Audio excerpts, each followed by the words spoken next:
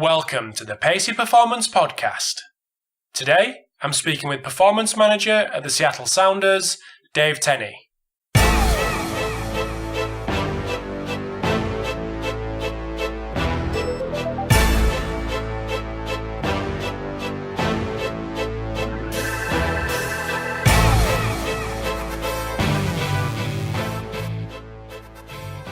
Thanks for tuning in to episode 101 of the Pacey Performance Podcast. So I've got another part 2 coming up today in Dave Tenney. So it was great to get Dave on for a part 2. It's been almost 2 years since he did his part 1, which went down really well. So it was great to get him on for a second part and just discuss what's changed over the last couple of years.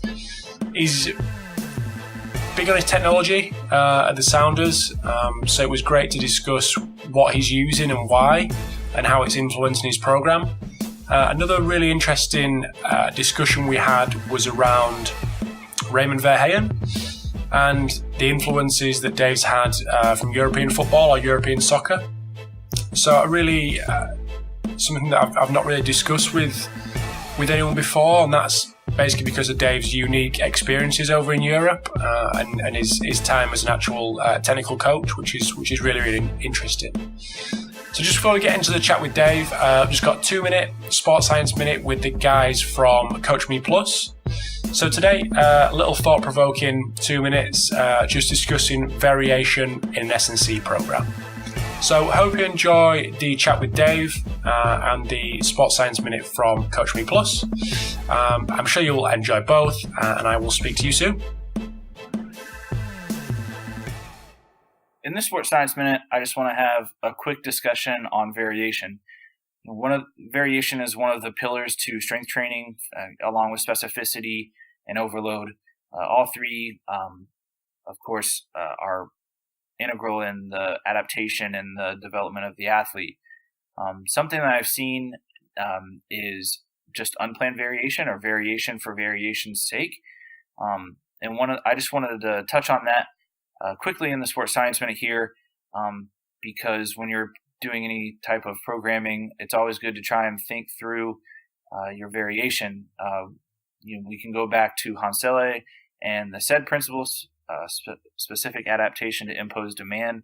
And a lot of times if we're doing too much variation within the microcycle or even the mesocycle, we don't give the athlete the opportunity to adapt to that stimulus or that variation. So for example, if one block I'm doing front squats, and then the next mesocycle or block I do a back squat, that gives my body enough time, my athletes enough time to adapt to the front squat stimulus before I go to the back squat stimulus.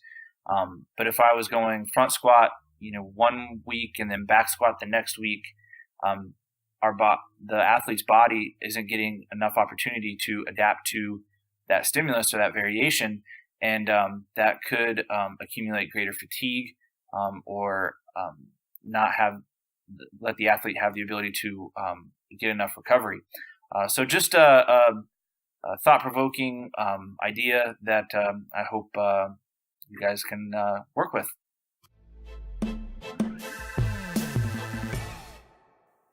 Okay, thanks for tuning in to the Pacey Performance Podcast.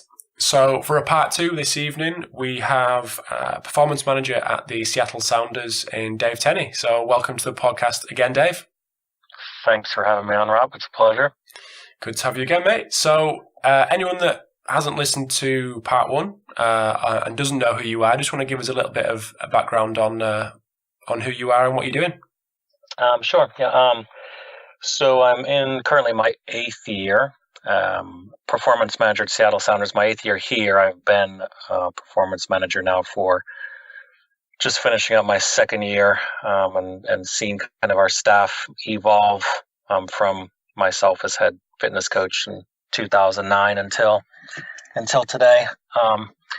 Prior to that, I was in Kansas City for 2 years in MLS as a head fitness coach and goalkeeper coach at the same time as well. And then prior to that, I was in George Mason University and with the Washington Freedom Women's Professional Club back in the early to mid 2000s. Nice. So you've got a bit of I think it's a unique background in the fact that you've gone through your coaching badges and then taken the performance route. Yeah. So I played a very how would I describe it? Not the greatest professional career, semi-professional, professional, lower leagues of Germany, indoor professional soccer in the U.S., and kind of knew that was not going to be a living, but really enjoyed coaching. Started doing my coaching badges early on, and really wanted to focus on some of the European badges as much as possible. So took a course in Holland in 2001, took the Czech FA's version of the UEFA license in 2004, and then took some of the US courses side by side, and really thought that I would be more just your traditional soccer coach while studying exercise science and sports science in the university. But the course in the Czech Republic was really, really unique through Charles University at the time, and really based on some really interesting physiological models and adaptation of training and building training weeks through football specific as well as strength training type models. And just to be able to do that and really saw that as kind of a missing piece in kind of football soccer training at the time, and really started to specialize in that, and then decided to take that on as a specialty rather than just being a football coach. So. Mm-hmm. So when we spoke, I couldn't believe it that it was well over 18 months ago now for the first episode. And my first question was going to be to you, what's changed over the last 18 months? We had a chat beforehand, but it just was really interesting to kind of get that out on the podcast. Yeah. So, but 18 months ago, I was kind of just beginning this role within the club as performance manager. And now, I think 2 years in, we've really seen that evolution. And really, it's not just, I think, the most intriguing thing is not just the changing of my role within the club as performance manager, and we now have a staff of 7 people within our department, but it's really the defining of all the other roles in the department. And we have Chad Kolarsik as a head strength conditioning coach, and Ravi Ramaneni as a data analyst, and currently we have Sean Muldoon as a assistant strength coach and full-time sports scientist, and to really, I think the performance manager role to me is really about building out the relationships within your club and really optimizing all the work that's done, and whether that's on the field, whether that's in the weight room, whether that's the relationship between the performance staff and the medical staff. I think it's trying to encourage and upgrade all of those relationships and improve the decision-making process. So I think 2 years on, I really think we've seen a huge improvement and increase in the quality of all those relationships. And I think the work that we're doing, a lot of it because as performance manager, I'm freed up to focus on my relationship of the players and the head coach and the GM, and then to really trust and manage the guys that are in the weight room and dealing with the data that they're pushing the envelope in their own environments, and and trying to do a lot of cool stuff. So. Yeah, when I came over last year, and it may have happened this year as well. I think it was the GM who opened the Sports Science Weekend, was it? Right. Yeah. And actually, he did not do that this year. But okay. The interesting thing this year is that to represent the Sounders at our event, I actually had Chad Kolarsik do our presentation on what we're doing, which was an interesting experience in a lot of ways, because you have someone that's worked for you that used to be an intern for you, kind of opening up the window and letting everyone see his interpretation of how your department is operating, and it was a great experience. It was kind of scary in some ways, I guess, because he's you're trusting him, and he did a fantastic job. But that was a unique experience for me to have someone else kind of represent us at our own event.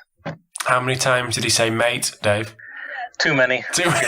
If he said it one time, it was one time too many, and I guarantee he said it more than one time. So. Good. But I mean, what I was going to say about the GM was obviously the previous year it was him that kind of had a chat about how he sees you guys fitting in, and I think it comes back to the point that you made about building these relationships. And I think that you may say I'm wrong, but that seems quite a unique situation where you're sitting down with the GM regularly to talk about whatever you talk about to build these relationships with the head coach and GM. How are you? I mean, again, not a slight, like I said before, not a slight on that, but it's easy to say that you're building these relationships, but how are you going about doing it? I think there's a couple things. I think one, it's about creating the dialogue through, let's say, our training report is a good example. I mean, every day we send out our training report, and our training report has roughly 26 recipients to it. And obviously the GM, the owner, the entire coaching staff, the entire medical staff, the reserve team staff, the reserve team medical staff. And I think it's really important for the entire technical staff management of a club to know this is what our guys did in training today.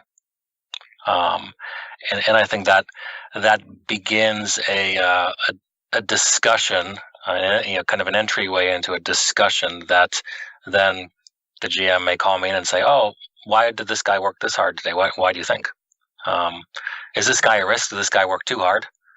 And it also then gives the GM, who ultimately is there to pick players and to sign players for our team, to know what qualities are we looking for, what qualities are more resilient, what qualities are successful in this league, and it begins to have him buy into a lot of the information that we're able to provide.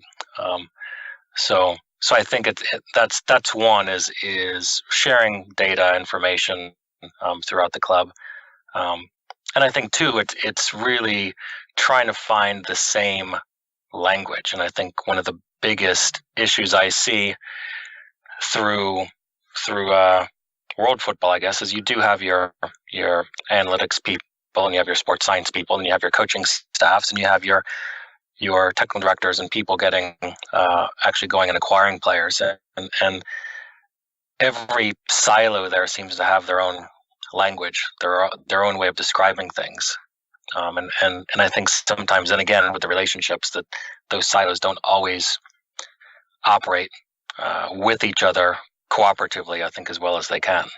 So one of the goals is what we try to do is, our goal of my department is, can we kind of be the glue between all the different silos and create a common language, share information, and have this kind of ongoing discussion of what we think works within our league and within our club. Mm-hmm. With that in mind, do they all get the same training report? So everyone Yep. sees exactly the same thing. Okay. Yeah. And again, it's one of my roles is, obviously we produce a fairly expansive training report daily, and it's part of my role to wade in and really see, okay, what's important from what happened in training. What type of picture do we need to paint of was the intensity and volume and load of training appropriate today? Were there certain players that overworked? Were there certain players that underworked? Did the coaching staff pick appropriate exercises? Was the training session planned appropriately and then run accordingly appropriately? Those are two different, I think, very distinct questions. And it just kind of helps have that whole discussion. So has it, for you to be able to jump between all them different silos, has it helped you being a football coach first? I think so, yeah. I think that it's, I think at the end of the day, I think we have to be really honest, and I think there's strength conditioning staffs that are tremendous throughout Europe, throughout the world. There are sports science people that are tremendous throughout the world. Ultimately, it comes to their relationship with the coaching staff and what the coaching staff chooses to do with the players on the field every day that can accentuate whatever work the other staffs are doing, or can kind of just pull it apart and make it irrelevant. There's plenty of examples of sports science people to give fantastic information. The coaches go out and run the team into the ground. And that really shouldn't happen. But the sad thing is that does happen again. And part of it, I do think, is a language issue as well. It's using the same language.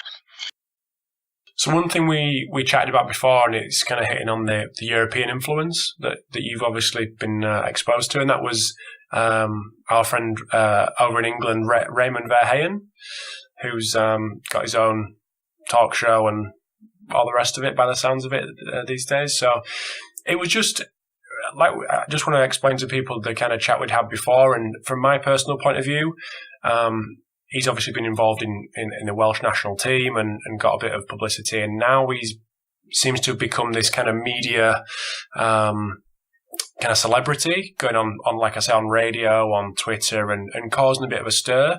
And it's actually difficult for me personally to actually decipher what's actually philosophy, rather than just chucking grenades in there, especially when it comes to the likes of Arsenal. But for someone that's been around him and had them kind of influences, it's just interesting to get your take on what his philosophies are, and how you've been exposed to people like him in Europe and what you've learned. So yeah, I know Raymond quite well. I took his first part of his course in 2001 at the KNVB tactics course in Holland, and what I'd like to say about Raymond first is I think at the end of the day, I do feel like he is good for our industry. I mean, I think that he makes us question what we do. He makes us question our philosophy. I think he asks some difficult questions, and ultimately, I think one of the questions he poses is okay, these injury profiles of teams and clubs. Is it manager related? Is it a fitness problem? Is it a player problem? Like where are the issues? And I know that Raymond maintains that oftentimes a manager or a football coach carries that injury profile around with him from team to team, which means in his philosophy that it is a pitch training related issue, maybe more than a weight room or strength training issue, in his philosophy. So I think that's the first consideration we need to look at. And I think it's important to delve into kind of that area of where does physical performance interact with football and football performance. And I think that's interesting, I think, to me, and where and how does the work that happens on the pitch interact with the work that happens in the weight room, and in these environments where there are injuries, where can you find the reasoning behind that? So I kind of sat down and thought about that, and I ultimately, I do truly believe there's probably about 4 buckets that you can put practitioners in when you look at kind of where physical performance interacts with football performance. And and I think most of the people that listen to your podcast here, there's a strong kind of sports science related bucket, and to me that means that through sports science that we're really trying to take a really close look at what are the physical and physiological demands of the game. What are the physiological and physical demands of training sessions, training exercises, and how can we kind of optimize a training process, a recovery process based around this evidence collected through research and through sports science, and then we try to inform, I think, in each our individual way, inform a coaching staff onto the demands and load placed on our athletes, and hopefully come to some sort of agreement of how we should train. And so I think that's kind of one model, and then I think you have the other 2 models. I think Raymond Verheyen model, as well as now you're hearing this tactical periodization from Spain and Portugal. That they're both, I think, more football coach dominant methodologies. which means that it's centered mainly around what's happening on the pitch, really centered around the load on the pitch. The Verheyen model in particular, I know, is basically taking the viewpoint of we will address football fitness 1 day a week, and we might go on a 6-week cycle or an 8-week cycle and address different football qualities and different football actions based on the numbers and the size of the field. And we might go 2 weeks at a 4v4, and then the following 2 weeks at a 7v7 or 8v8, and the following 2 weeks at a 9v9 or 11v11. And we will progressively make those 2-week blocks more demanding as we go through a season. And then we will unload, and then over the rest of the course of the week, then we will, or the football coach will focus on more tactical ideas to prepare for the game. But basically saying we need to address this physical fitness profile 1 day a week, and then we're going to work on tactics the rest. And we feel like that's fairly simple, and we can we will avoid overtraining and avoid injuries by using this method. I think that the next one is tactical periodization, which have your Mourinho's and some of the coaches from Spain and Portugal. Mourinho was the first one, I think, that came over to Chelsea. And again, now with that one, it's the center point is the tactics of the team, and the center point is how do we want our players to play. And there's a physical element to it, and there's a tactical element to it, and somehow, if we're able to make everything very tactically driven and very position driven, that alongside of that, we will be training each individual and each position fairly specific to the demands of that position. And that athlete will get the number of accelerations or decelerations they need, the amount of high speed running they may need, and we will address maybe not as the primary goal, but as a secondary, tertiary goal, we will be addressing the physical needs of each player in the team. And obviously, you've seen Mourinho, and I think Rui Farias as his head of fitness, and who does all the methodology for this, is we will change the size of the field and change the demands of the exercises to load, I guess, in a physical way properly. However, we're always kind of answering the tactical goals as well. So I think it's kind of the merger of a tactical and physical every day of the week, and they use very different pitch sizes every day of the week to address different tactical goals, but alongside physically, they're actually loading the athletes in a very different way every day of the week. Then I think it also, I think it's good to think about a fourth way that I think is totally separate, which is more of your traditional strength coach / fitness coach, and it's some of what you learn through the Exos methodology of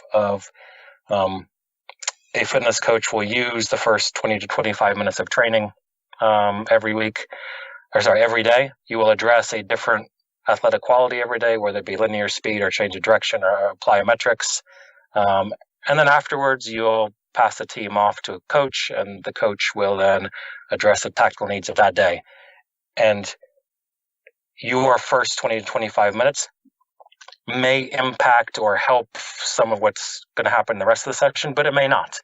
But as a physical performance coach, you're ticking a box of an athletic quality on a particular day, and if you can hit all of your different athletic qualities over the week, then then I think you've prepared your athlete physically for the demands they'll meet. So I think if I were to look at most practitioners that specialize in physical performance and football, I think they would fall somewhere in one of those four buckets. I don't know if that makes sense to you. Mm-hmm. No, absolutely.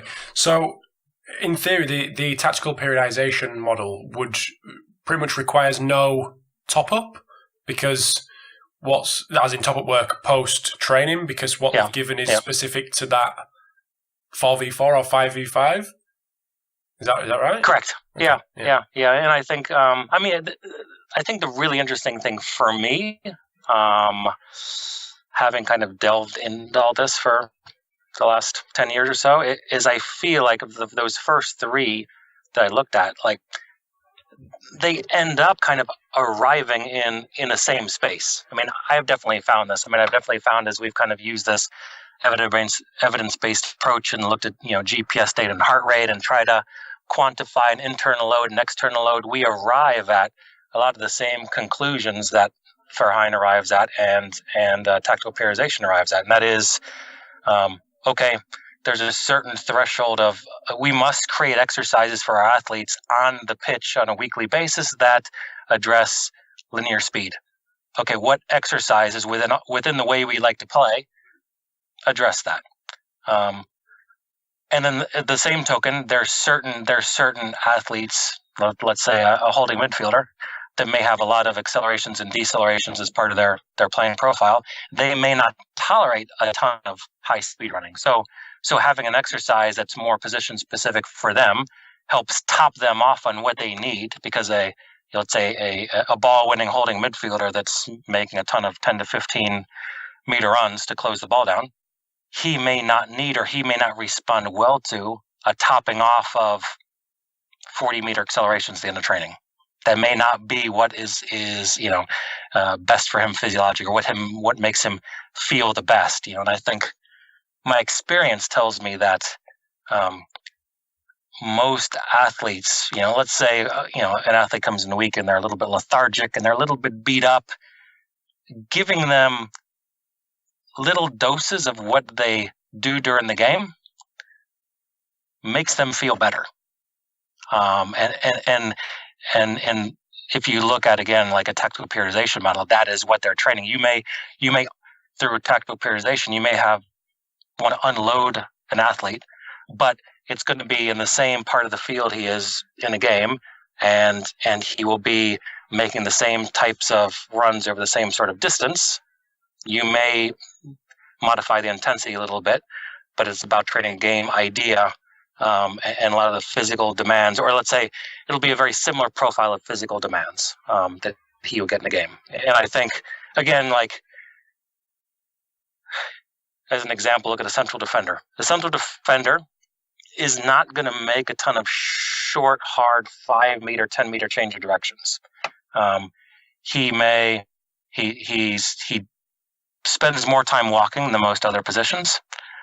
And then there may be a ball over the top and he has to make a 40 meter sprint to win a ball. So his profile is a walk, a jog, a little bit of contact with the ball, and then boom, a ball in behind, and he's got to make a 40-yard sprint. They tend to also be strength power athletes. So you go into the gym, and that, from a neuromuscular standpoint, he may be wired where he really does well with some heavy lifting as well, based on him being the strength power athlete. So versus a holding midfielder that makes a lot of short, hard change of directions, 5 and 10 meter change of directions, really smaller possession games, where he's in the center of this field, he may respond really well to that and feel really well doing that, versus doing a series of 40 meter accelerations, which he's not going to make in the game, which will make him sore, which will not then, kind of make him feel optimally prepared for the next match. Am I right in thinking that Mourinho doesn't use GPS? Correct. I mean, but what I've known of him, or the people I've known that have interacted with him over, not in the last 12 months, but prior to the last 12 months, he feels like, and the people I know that have spoken to him, that with his methodology, GPS would only muddy the waters of his methodology. Mm-hmm. I think that the term he used to someone was, if I used GPS, it would just be a distraction to me. Right.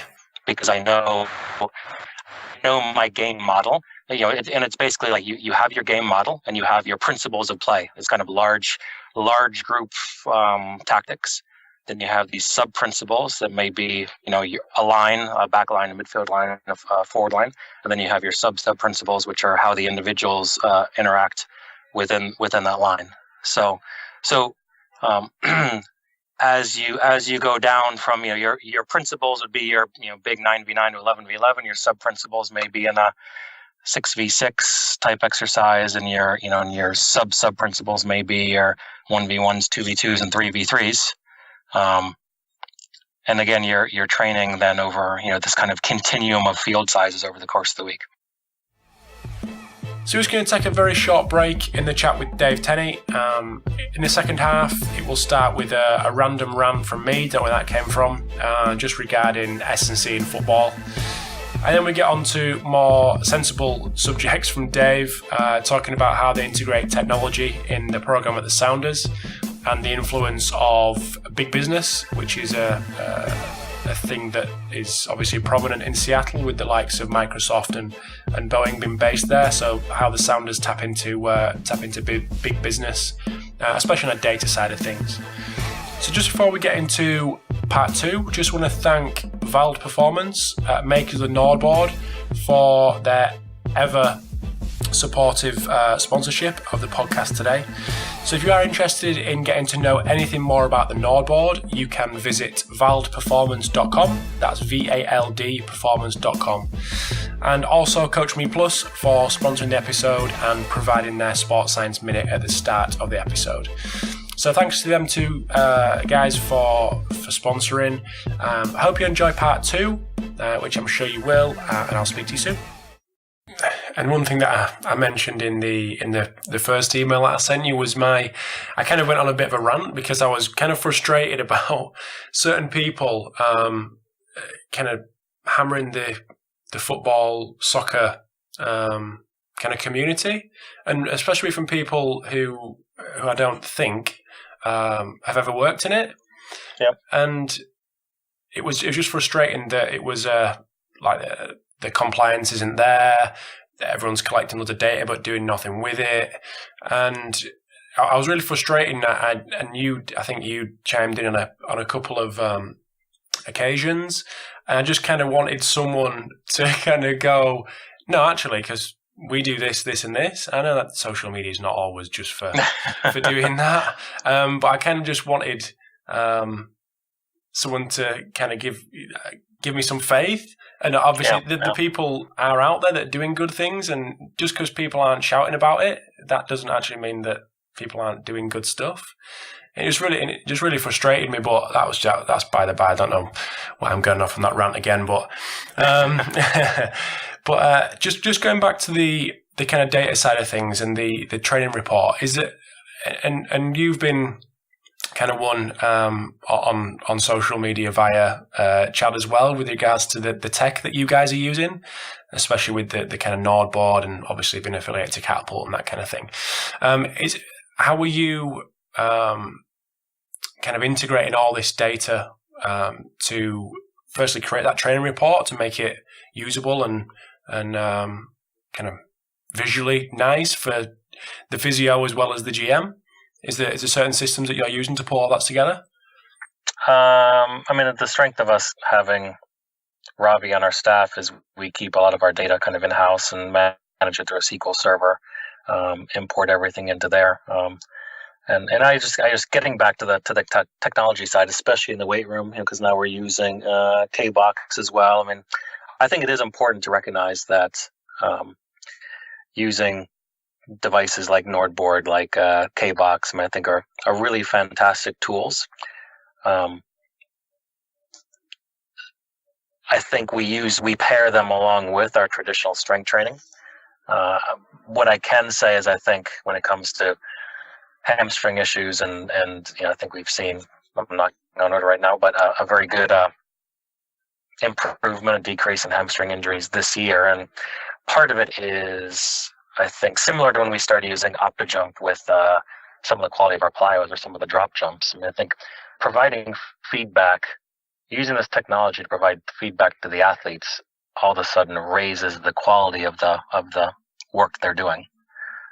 So one of the issues I know you're talking about was Nordic, kind of the Nordic lowers, Nordic curls, and are they valuable or are they not valuable? And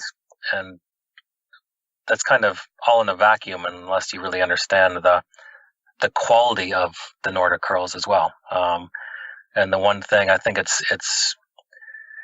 is a challenge to utilize the Nordboard in season, because when guys are not using it often enough,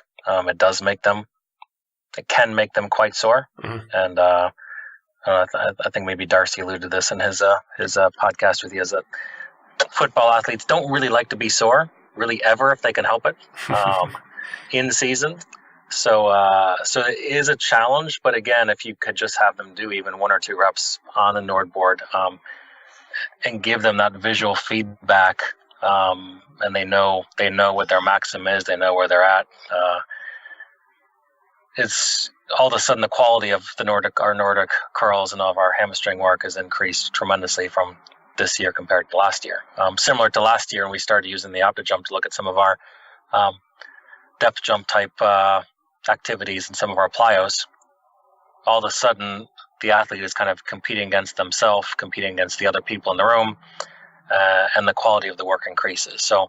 So are we getting good data from it? Can we build some kind of injury risk models? Yes, we can definitely do that. But I think even the more practical side is we can use the technology like KBox or like Nordboard to really provide a sense of really good feedback to the athletes that has really increased the quality of the work that we're doing in the gym. Mm-hmm. So were Nordics part of your program before the Nordboard came along? They were, yeah. But I really think, though, I mean, if you ask anyone across the world, and really, once you get in season, you're 4, 5, 6 months into a season, and you've got a strength session, and guys feel beat up, and you ask them to do Nordic lower, without being able to really quantify or get guys to kind of hold as long as they can, the quality, we found anyways, the quality of the reps can decrease very quickly. And I think last year athletes did them at times, but if we're really honest, I mean, I think a lot of athletes in football are scared to death to do Nordic lowers in season, because if you do them appropriately, it may make them sore. And I think looking back, we got our Nordboard about a week before our season started. So I think the Nordboard can be very, very effective, especially for our off-season work, when athletes are less worried about being sore for a few days. Yeah, I mean, we have used them, and I think, and maybe again, second year in, focusing on them, they're more familiar to the athletes, and they're less hesitant to do them in season. Mm-hmm. So just the basics of the feedback has been the kind of crux of why the Nordboard is going to be useful to you. Yeah. Okay. Yeah. So yeah, I mean, I think it's a bigger discussion. I mean, sometimes people ask me kind of what's my role, right? And I think this is an interesting discussion. Like, what's my role? And I always kind of make this joke of like, okay, everyone wants to use analytics and really this injury risk profile and really tell when an athlete's going to be hurt, right? Or at least predict likelihood of injury. And sometimes I say, maybe I said this last year, the sports science weekend. I don't think that. I don't think that's my role. I think the performance manager role, you can have a huge bang for your buck if you embrace the role that you're kind of the pilot of this oil tanker, and you just have to get in the harbor, and you can't these little subtle changes over long periods of time gets it in the harbor.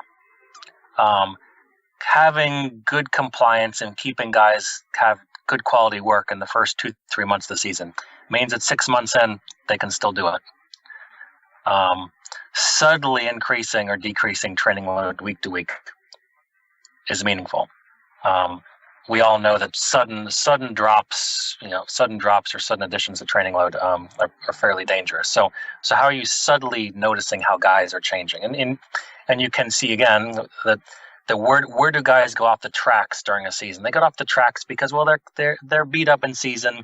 They want to do a little bit less this week, and then they want to do a little bit less next week. They want to do a little bit less the week after, and so we've been able to kind of implement a lot of Tim Gabbett's work this season with some of the training stress balance and chronic training load stuff, and so we get a really good sense like, okay, we're not going to let this guy go off the track 6 months in the season, because we all know a big issue in this, and it's not just physical fatigue, it's mental fatigue as well, where guys might get tired of just training hard 6-7 months in the season. And if you continue to get them that stimulus, then they stay healthy. So I think it's that what is happening, really monitoring what is happening long term and making sure we're just steering the group, that all of a sudden the coaching staff doesn't decide to do all these new crazy exercises that they didn't do in the first half of the year that now the players have to adapt to. That, okay, you can change things, but everything is very subtle. And I think managing that whole process, how you're loading the athletes, what exercises you're doing, that you're staying compliant in the weight room, you end up guiding the group into this kind of healthy state. And I think that's our role, versus what really happens in a lot of clubs throughout the world, where you have this reactive nature. I mean, if you look at, Liverpool was a good example of what happens. You change the manager, and the manager wants to bring in a full pressing style, and then the team trains totally differently. And for 3 months, the team can't stay healthy because they've radically changed the way they train, and the players are not adapted to it. And I think that's something I think we have to think about. And again, whether it's Nordboard or KBox or whatever, it's being able to objectively look at what are guys doing this month versus 5-6 months ago, and just making sure that there's no major drop in the stimulus we're giving them is one of the most important tools or the important factors in using these technologies. Mm-hmm. So is Kitman Labs another addition to the tech? Yeah. Okay. Yeah. So we've used Kitman Labs, the Connect camera, some like the capture software to look at biomechanical changes. Mm-hmm. This year we're very much in the kind of data collection mode, and I think what we found, the interesting thing we found the most from it is having athletes, especially within our sport, that can have groin issues, looking at them being able to assess themselves very easily on hip internal rotation. So a lot of your groin athletes, and they'll see limited or large asymmetries in hip internal rotation. And again, going back to the therapist side, and I thought your talk, everyone that listens to this podcast should have listened to the talk with Dan Paft a couple of months ago, because I thought it was just fantastic. Again, and I think a lot of the same things I'm trying to address here is managing the whole process. And we've added onto our staff here, Aki Tajima is our manual therapist, and he's fantastic in a sense of uses some of the PRI techniques very well.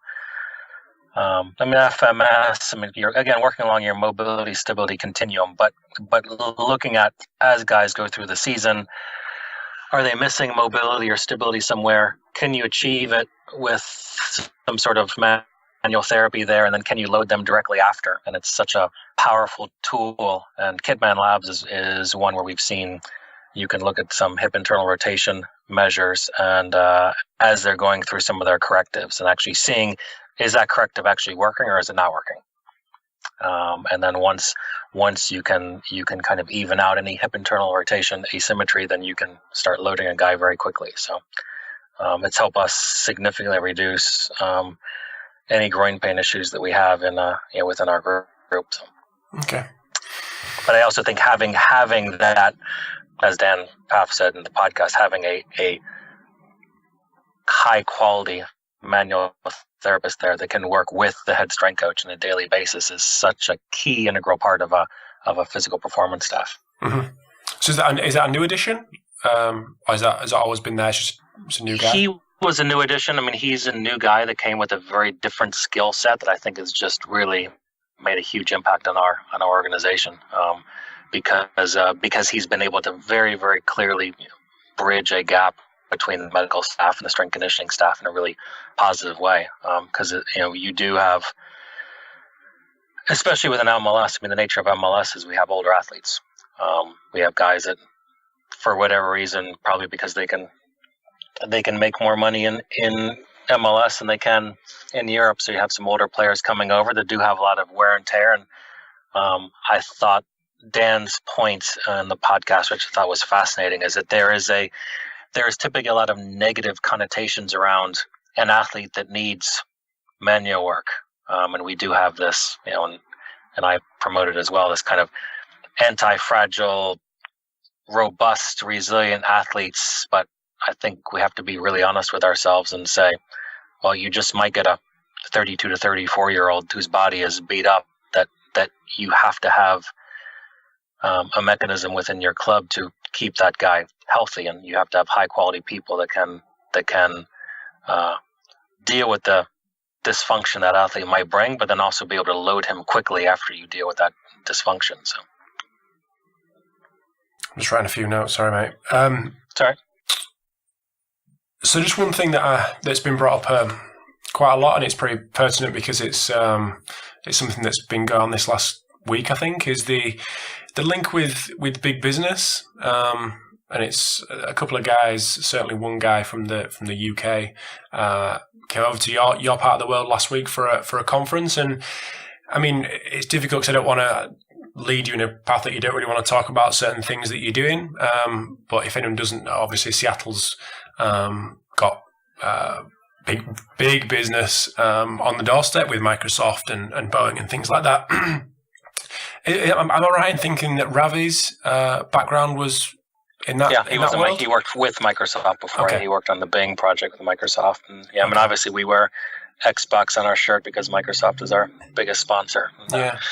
So, I mean, I think clearly you see, well,